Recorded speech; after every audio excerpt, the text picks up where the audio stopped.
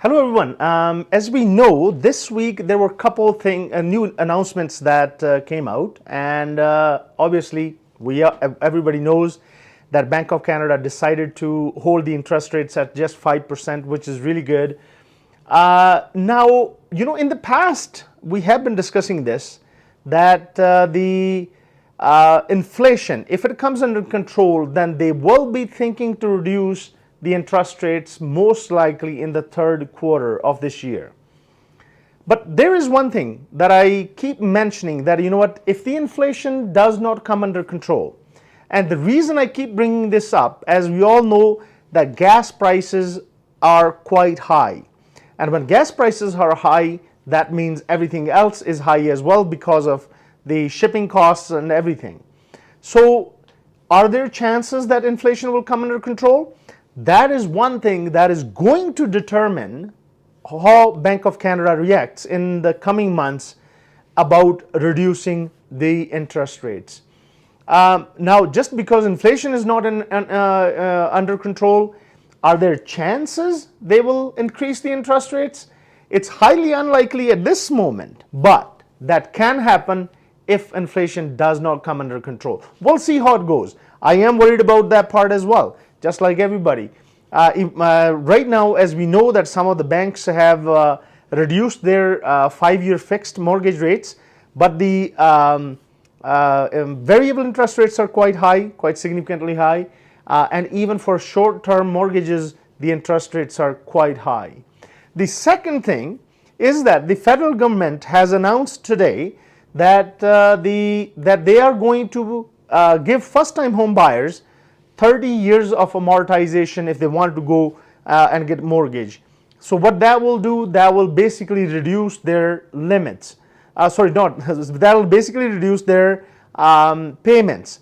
So why are they trying to do it? Because as we know that a lot of young people are struggling to get into real estate market just because prices are high, interest rates are high, and they can't find anything.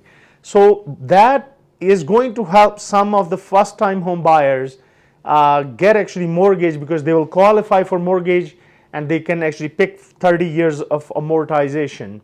Now, is that a good thing? I'm not sure, because that means you'll be making payments for 30 years. But again, that will be up to every individual to see how their situation is, how they're going to use that in their benefit. So now let's talk about Calgary's market again and the numbers.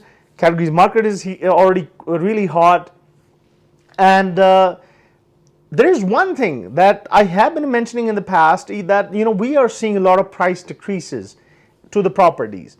But here's one thing: if you are thinking to buy and you're actually focused on price decreases, that does not mean prices are decreasing. Actually, what it is, a lot of sellers are trying to list their property really high, and then they keep reducing it. The average price, as you guys already know, that in the month of March, it was for detached homes, it had crossed already 800,000. So prices are going up, and even though we think that there are so many price decreases, that is the reason that everybody's asking for so much money, and then they know they can't get it, and then they keep dropping it till it sells. Now, we have started to get more inventory, which is a good thing, and I hope that helps us in the market. But everything that is hitting the market right now is getting absorbed. And some of you probably actually already know that all those